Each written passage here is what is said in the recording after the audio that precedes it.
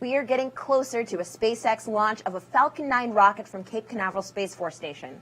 On that rocket, TEMPO, which stands for the Tropospheric Emissions Monitoring of Pollution. I'm NASA's Angelique Herring, and NASA partnered with the Center for Astrophysics, Harvard and Smithsonian for the TEMPO mission. The TEMPO instrument will improve life on Earth by revolutionizing the way that scientists observe air quality. When the air around us gets full of harmful chemicals, it can make breathing and living a lot harder to do. One of the ways that we can keep our air clean is by keeping an eye on what's in it. TEMPO, or the Tropospheric Emissions Monitoring of Pollution, is a NASA satellite instrument that's going to help us do just that. From the top of the Intelsat 40E satellite, the TEMPO instrument will be taking hourly data during all daylight hours from a fixed orbit that will allow us to see North America all the time.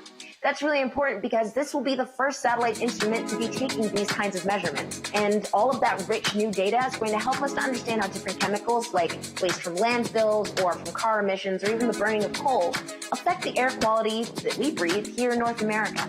And TEMPO won't be working alone. TEMPO will actually be working alongside Europe's Sentinel-4 satellite instrument as well as South Korea's GEMS satellite instrument. In addition to a number of airborne science missions and ground monitors, all coming together to give scientists a more complete picture of the impacts and sources of atmospheric pollution here on Earth. I'm joined now by Division Director of the Earth Science Division for NASA, Karen St. Germain. Karen, it's so great to have you here, and I know that you and your team must be so excited for launch. Well, thanks, Angelique. You know, we've been working on TEMPO for years now, and it is an absolute thrill to be here for the launch. It's great to have you here. And could you tell me a little bit about what kind of information we're actually hoping to learn from this wide-scale look at air quality that TEMPO will be giving us? Sure. Well, air pollution comes from many sources, from automobiles and trucks and cargo ships to power plants and factories to natural events like wildfires and volcanoes. And when those pollutants, chemicals and particles get into the air, they change over time. They move and their composition changes. So with the ability to see these the atmospheric composition every hour, we can understand how those changes happen over time, and that's just going to give us a much better understanding of the life cycle of these pollutants. That's so exciting that we'll be able to understand a little bit better. How can that understanding and all of this new data help us to make better predictions about future air quality? Well, it'll help in two ways. First, it will give us much better situational awareness when an event is happening. But also, that understanding that we get from those repeated looks, we'll be able to capture that understanding in models that allow us to predict future conditions. And that's really where we bring the power of NASA missions to bear on our operational agencies like EPA and NOAA and FEMA. We can feed them that understanding, those models, and they then can turn that into more effective operations. How exciting. Now, speaking of different satellites, I know at the tail end of last year, NASA actually launched a satellite that is able to measure all of Earth's water. Now that we will soon be able to measure air quality all over North America, do you think that there will be opportunities to use those data sources together? Absolutely. You know, Angelique, the Earth works as a system. What happens in the water is connected to what happens in the atmosphere and on land. So all of these missions working together, observing different parts of the system, give us that understanding about how the whole system is evolving over time. And so, yeah, we really look forward to bringing together the data from these multiple systems. How exciting. Thank you so much, Karen, for taking some time to talk with us. It's great to be here. Thank you. Now, TEMPO will let scientists see emissions as they occur throughout the day, hour by hour, instead of a single sampling. Researchers say that this is a major step forward in monitoring air quality. When we talk about air quality, we're really talking about the health of the population as it has to breathe the air that we need to live. One of the real difficulties in helping people understand that air quality is a problem is that on a beautiful day, you may not see evidence of poor air quality, but it's there. You might be surprised to hear that the number of deaths in the United States per year attributed to air quality is estimated to be about 60,000. That's quite a few. I'm Jim Crawford. I'm the senior scientist here at NASA Langley Research Center for Atmospheric Chemistry. In my job as an atmospheric chemist, I work with a team of scientists trying to study air quality in the atmosphere. We do that with research aircraft. For a couple of decades now, we've really benefited from space in terms of satellite observations of air quality. But those observations have been from the low Earth orbit, where you get one look per day. And you can imagine that in terms of understanding a day in the life of a city, in terms of the early emissions in the morning from rush hour and all the chemistry that takes place throughout the day, a lot can happen that we need to understand. What we're getting from TEMPO is both that continuity and the high resolution. It's important to recognize that TEMPO doesn't work alone. It has to be integrated into what we call the observing system.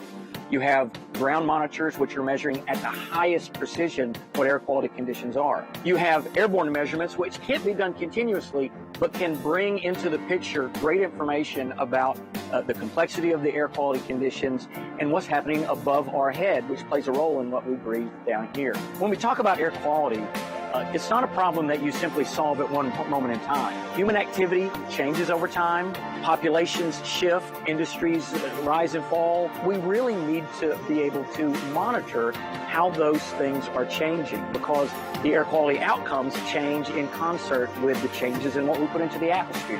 And so we don't need one look, we need continuous looks to be able to see and respond to what's happening in terms of atmosphere and its response to human emissions.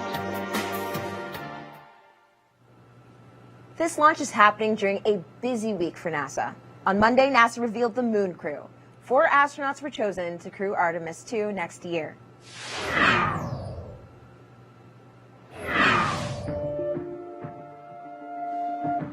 Your mission specialist, Christina Hammett-Koch. Your mission specialist, Jeremy Hansen. Your Artemis 2 pilot, Victor Glover. Your Artemis 2 commander, Reed Wiseman. We're going to hear the words, "Go for launch." On top of the most powerful rocket NASA's ever made, the Space Launch System. These 4 astronauts will travel 600,000 miles around the moon and back in the Orion capsule. And we are going to the moon together. Let's go. The Artemis 2 mission will mark the first time humans are that close to the moon in more than 50 years. This is a global effort, Artemis 2, and it's only going to get larger with Artemis 3 and beyond. So to the NASA workforce, we say a huge thank you. It is the next step on the journey that gets humanity to Mars. The Artemis 2 crew represents thousands of people working tirelessly to bring us to the stars. This is their crew. This is our crew. This is humanity's crew. The first crewed Artemis mission is set for 2024.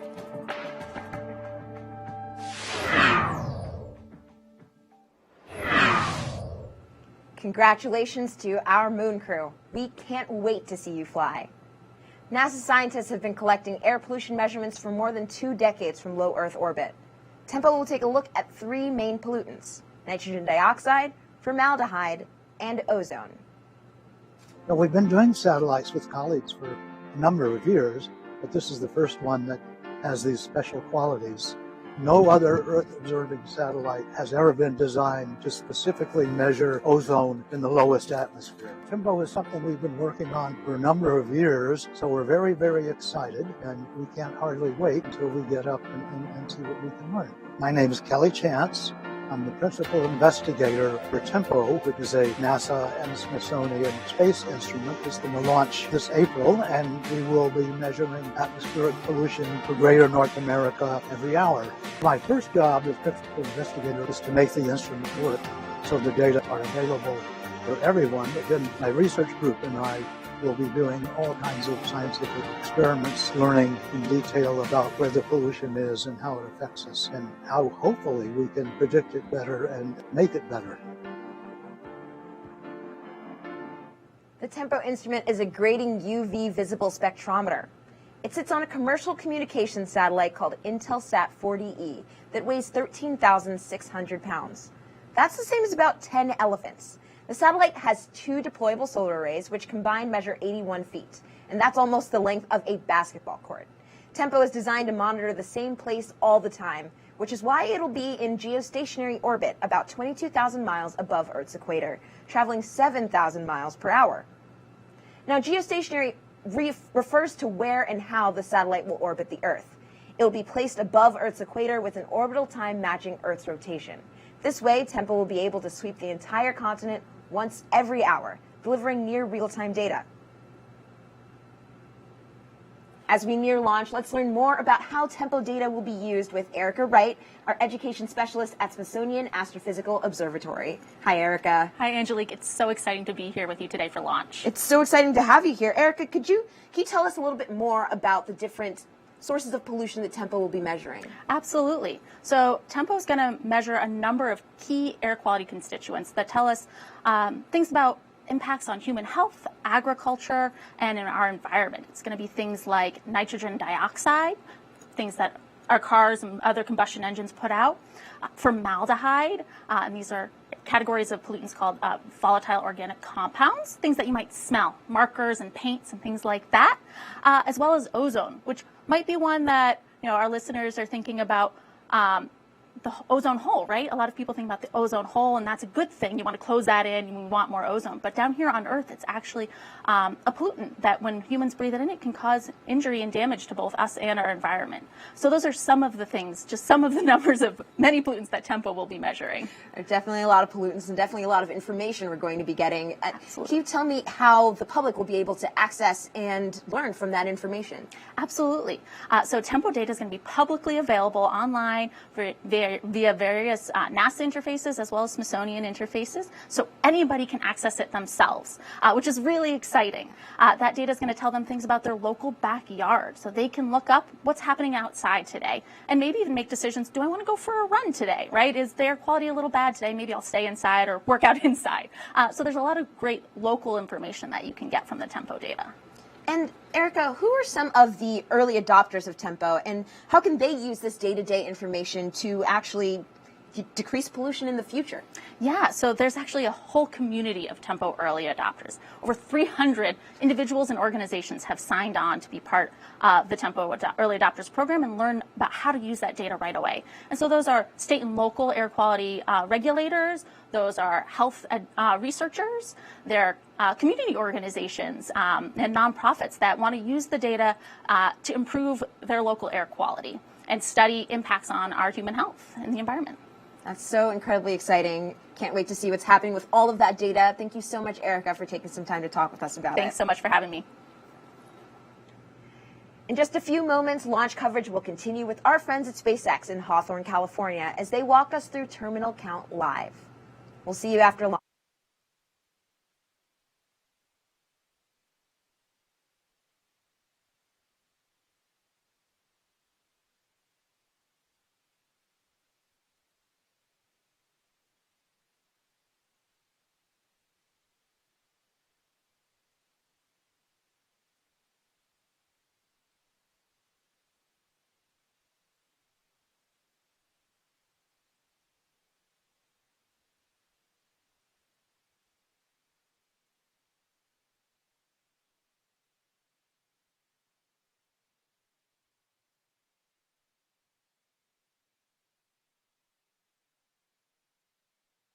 From Space Launch Complex 40 at Cape Canaveral Space Force Station, Florida.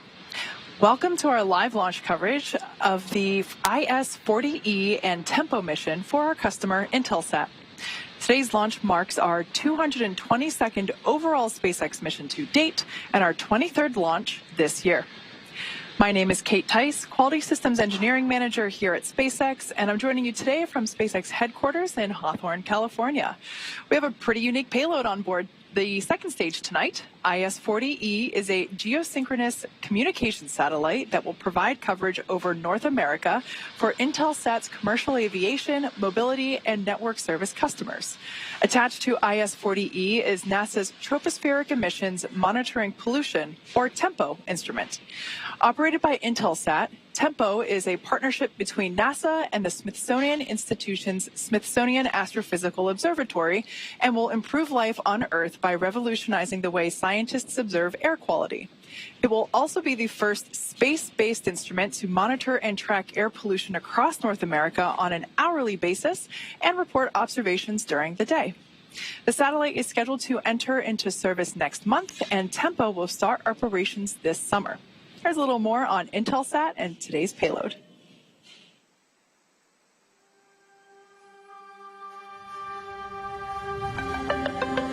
Intelsat is bridging the digital divide by operating one of the world's largest satellite fleet and connectivity infrastructures, enabling people and their tools to speak over oceans, see across continents, and listen through the skies to communicate, cooperate, and coexist. With a history of firsts in telecommunications, Intelsat team members are addressing a new generation of challenges. IS-40E is the latest addition to our fleet of 56 geostationary satellites. It will be operated at 91 West, so over North America. Its primary mission is managed mobility services over North America. Intelsat IS-40E satellite will provide focused coverage for many of Intelsat's business units. The E stands for EPIC, a high-throughput satellite connecting customers in the air, on the ground, and at sea. It means in-flight connectivity for commercial airline passengers, connectivity for people on business jets, connectivity for maritime users like people on cruise ships, as well as mobility for disaster recovery. In addition to serving Intelsat customers, IS-40E will host a NASA and Smithsonian payload called Tempo. Intelsat will operate the instrument while it monitors and tracks air pollution across North America on an hourly basis, with the ability to stay over a region of interest during a natural disaster, like a major fire or volcanic eruption. This is going to be the first time that we have an instrument providing air quality measurement from the geostationary orbit. It will allow to better understand the dynamics of air quality over the large cities. Intelsat's role is basically to provide the ground systems which enables the Smithsonian to send commands to the satellite and obtain measured data. This measured data then is stored in our riverside systems that will be accessed by the Smithsonian for analysis and provide to NASA.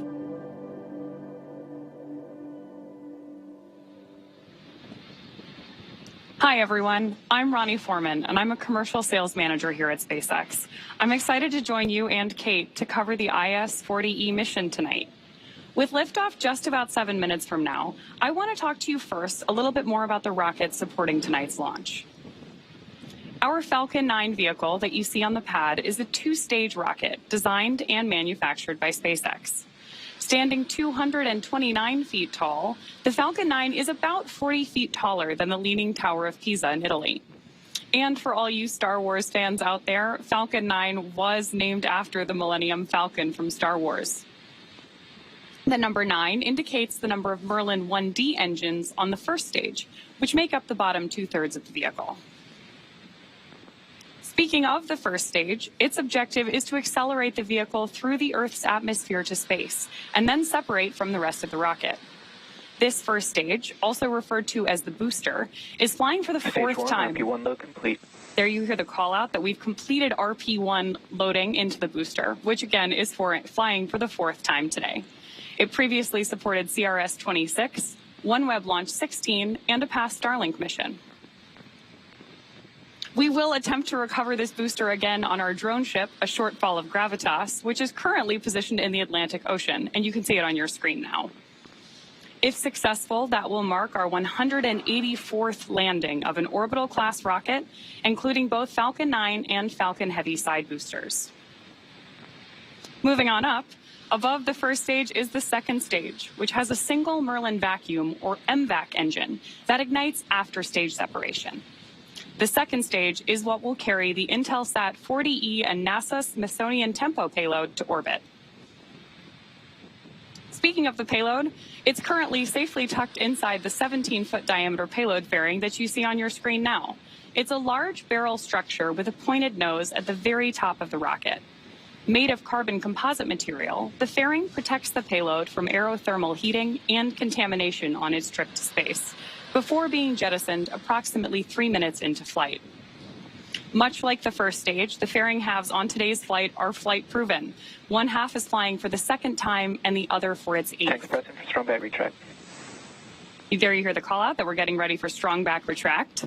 After separation, those fairing halves will return to Earth to be recovered by our recovery vessel, Doug. And the large trussed structure that you see next to Falcon 9 is what we were just talking about on the nets. That's the Transporter Erector, or TE for short. We use it to roll the rocket out to the pad and raise it to its vertical launch position ahead of takeoff. Strong back lower started.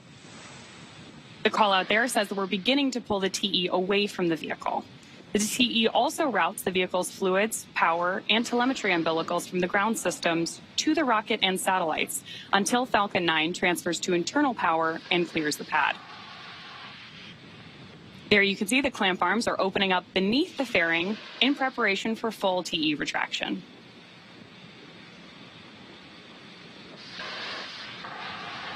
And as Ronnie mentioned, those clamp arms are now open, and we should hear the call out momentarily that the strong back is reclining. Actually, I think we can see it there on screen now. At T0, the ground hydraulic systems will pull the TE even further away from the Falcon 9 as it lifts off.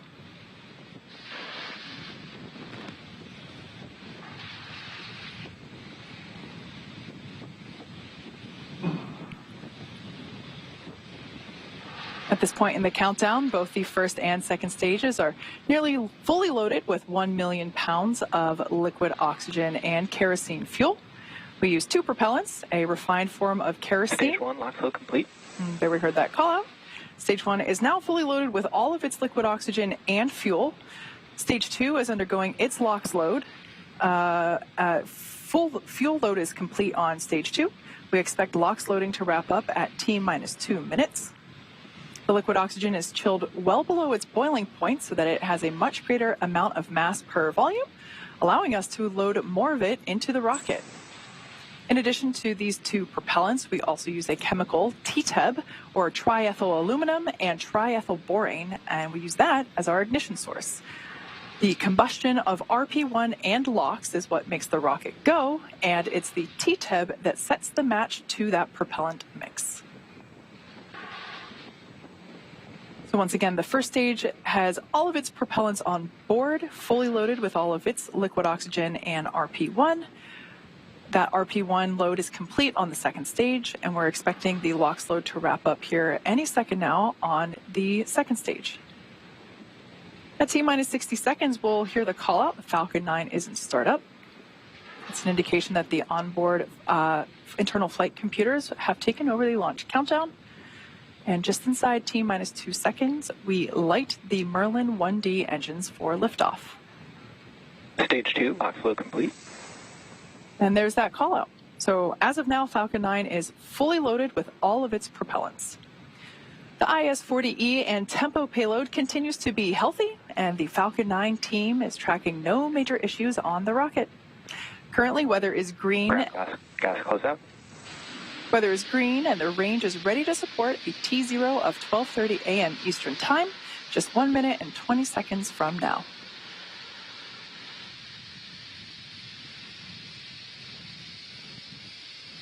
We heard that call a little bit ago for the ground closeouts. We'll now see some more of that liquid oxygen venting from the TE as those lines are now closed out to the vehicle. Falcon 9 is in startup. All right, there's that call out letting us know that the onboard flight computers have taken control of the launch countdown. LD, go for launch. And there's our final go for launch tonight coming from our launch director. We're now at T-minus 35 seconds. All systems are go for launch of Falcon 9 with the Intelsat 40E and NASA 30 seconds. And the NASA Smithsonian Tempo payload. Let's listen in to the terminal count.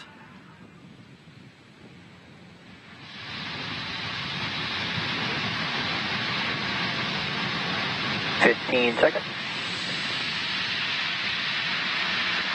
T-minus 10, 9, 8, 7, 6, 5, 4, 3, 2, 1. Ignition, engines full power, and lift off with Intelsat 40E. Go Intelsat, go Falcon. Vehicle is pitching downrange.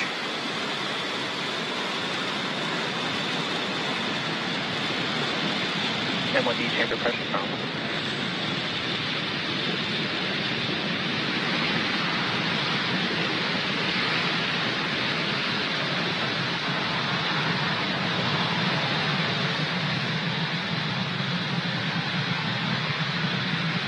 If you're just joining us, those gorgeous views on your screen mean that Falcon 9 has successfully lifted off from Pad 40 at Cape Canaveral Space Force Station.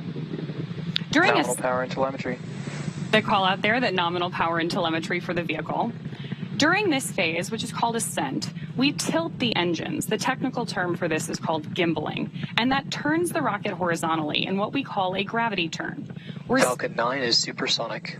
There's a call out that Falcon 9 is now traveling faster than the speed of sound. During this period, we're still going up, but we're also heading horizontally away from the launch pad. Max Q. Just moments ago, we throttled down in preparation for Max Q, which is the period of maximum aerodynamic pressure that the vehicle will see on ascent. So that's what's happening right now. The rocket typically needs to go about 17,500 miles per hour horizontally in order to avoid being pulled back to Earth and reach orbit. Now we're going to have 3 events coming up in quick succession, starting with main engine cutoff, stage separation, and second engine start 1. Main engine cutoff, or MECO, is the point during the flight where we shut down the 9 Merlin 1D engines on the first stage. Shortly after that, stages 1 and 2 will separate from each other so that the second stage isn't carrying unnecessary mass to orbit. And of course, the first stage booster begins its trip back to Earth. The last call out you heard was about the MVAC engine. That's what we're going to start up during SES-1, or second engine start 1. That's the period during the flight where we'll ignite the Merlin vacuum engine on board the second stage for the first time. So we'll see all 3 of those happen back to back just about 10 seconds from now.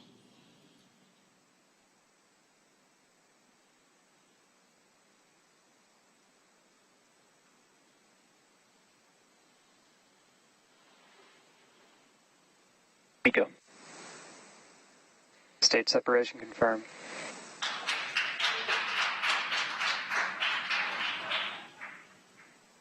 MVAC ignition.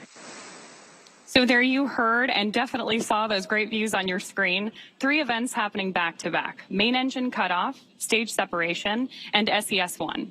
Coming up next will be fairing separation in just a couple of seconds. During this portion of the flight, we'll jettison both fairing halves and then attempt to retrieve them again today.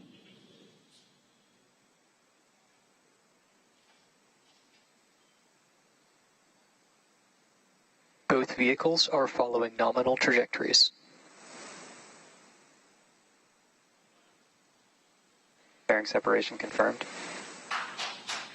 There we've got confirmation of fairing separation, which means both fairing halves are on their way back to Earth to be recovered by our recovery vessel, Doug. Coming up next, there are 2 burns for our first stage as we prepare for landing on our drone ship, a shortfall of gravitas.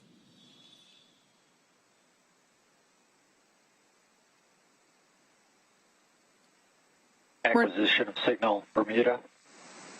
We're now T plus 3 minutes and 54 seconds into today's mission. And we're currently, as you see there on your screen, we're in the first of 2 planned MVAC burns that will occur prior to satellite deployment. At T plus 6 minutes and 31 seconds, or around there, you should see on your screen the first stage's entry burn. For that entry burn, we relight 3 M1D engines, which are those 9 engines at the base or the bottom of the first stage. We will relight first the center engine, or called E9, and then shortly thereafter, we will also relight 2 radial engines, engines 1 and 5. And all 3 of those together will help slow the vehicle down as it passes back into the Earth's atmosphere.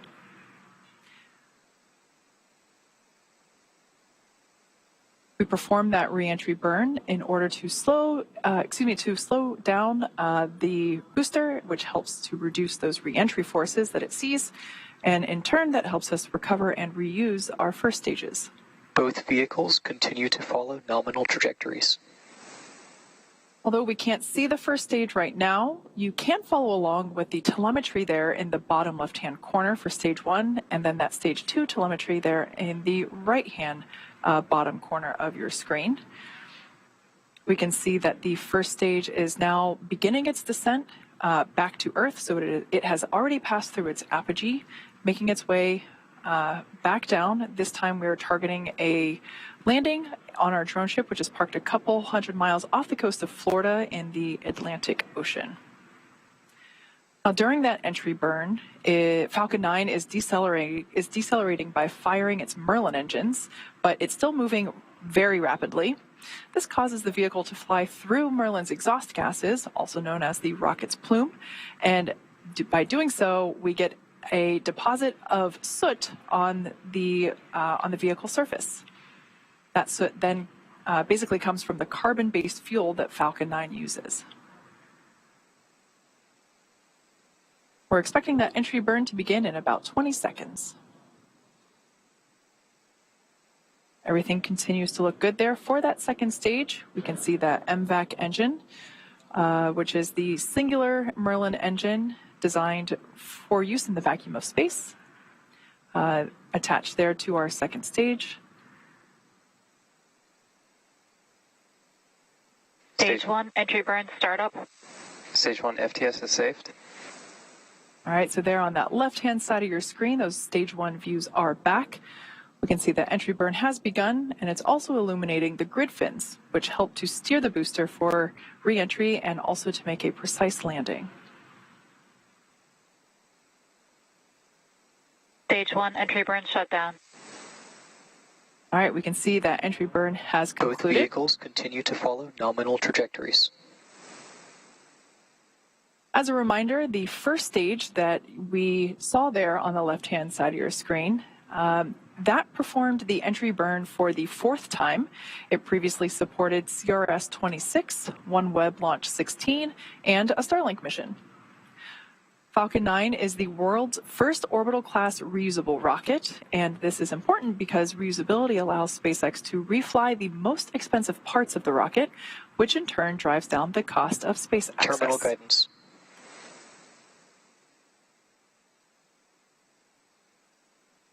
The next major milestone we have coming up is SECO, or Second Engine Cutoff 1, which is coming up in about 20 seconds. That will be followed very quickly. Stage 1, transonic. That call out tells us that the first stage is traveling near the speed of sound.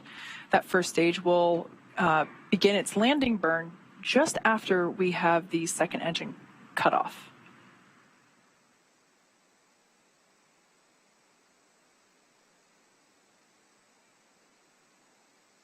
MVAC shutdown.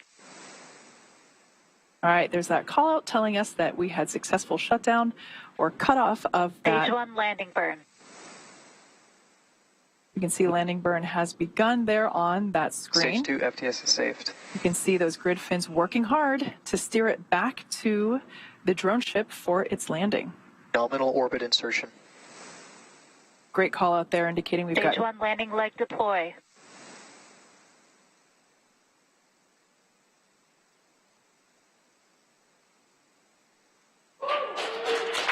Stage 1, landing confirmed. There you can see on your screen an amazing view as always. That landing marks SpaceX's 184th recovery of an orbital class rocket, including first stage landings for Falcon 9 and Falcon Heavy. The mission isn't over just yet. We did hear the call out telling us that the second stage achieved good orbit, so it is now embarking on its first coast phase. After this coast phase, we will light that MVAC engine for a second time, and that will happen around the T plus 26 minute mark. So hang tight. We'll see you back here in about 15 minutes.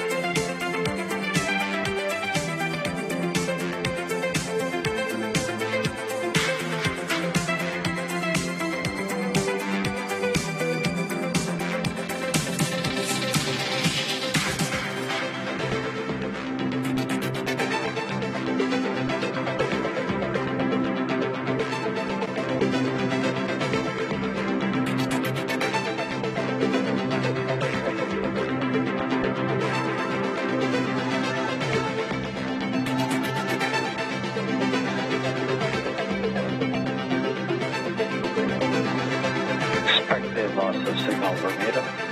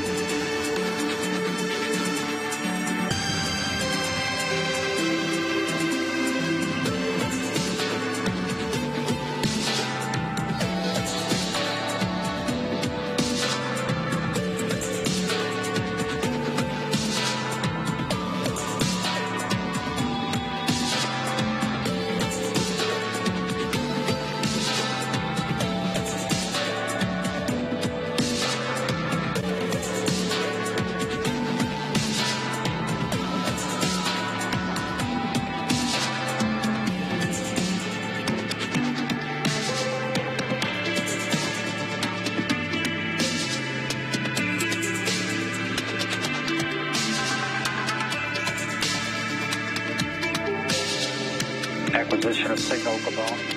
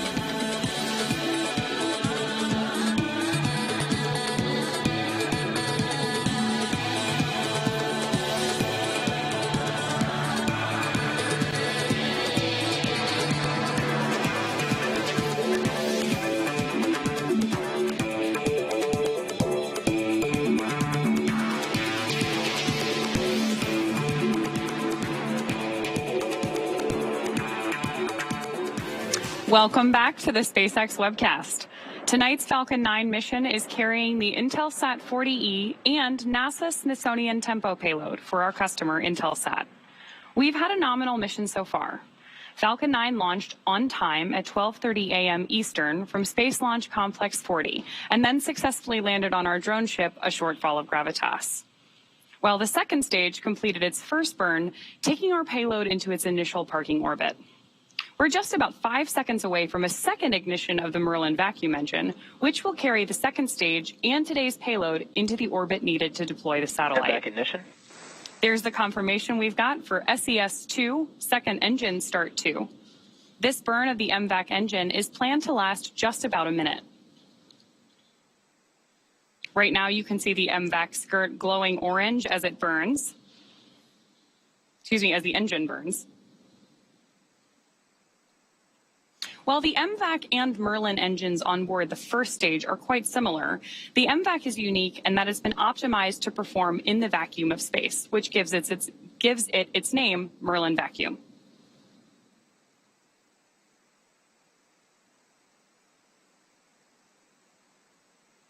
Just about 10 seconds to go on this burn before we expect to hear the call out for SECO 2.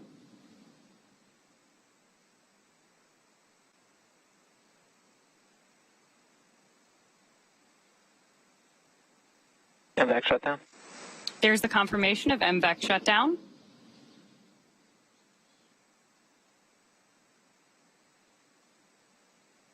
Nominal orbit insertion. That call out confirms that we're in the correct orbit. So right now, the payload is still attached to Falcon 9's second stage, with deployment scheduled in just about 4 minutes. While we wait, sit back and enjoy the views.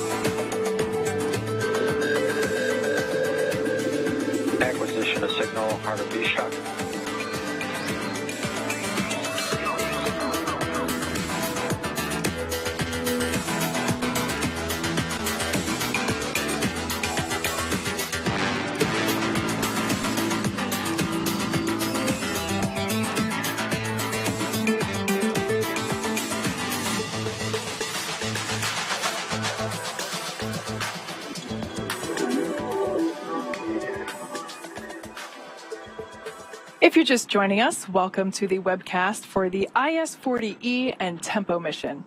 We've had a nominal mission so far with an on-time liftoff at 12:30 a.m. Eastern Time, followed by successful ascent, stage separation, and 2 second stage engine burns. We're now coming up on the final mission milestone of the day, and that's payload deployment, of course. That payload, as you see there on your screen, will be deploying from our second stage. As a reminder, our customer for today's mission is Intelsat, and their IS-40E payload is a geosynchronous communication satellite that also features a NASA payload, TEMPO, or Tropospheric Emissions Monitoring Pollution. The payload will be operated by Intelsat, but TEMPO is a partnership between NASA and the Smithsonian Institution's Smithsonian Astrophysical Observatory. Payload separation confirmed. A beautiful view there, as you can see, and as we heard called out, successful confirmation of the Intelsat 40E and NASA Smithsonian TEMPO payload.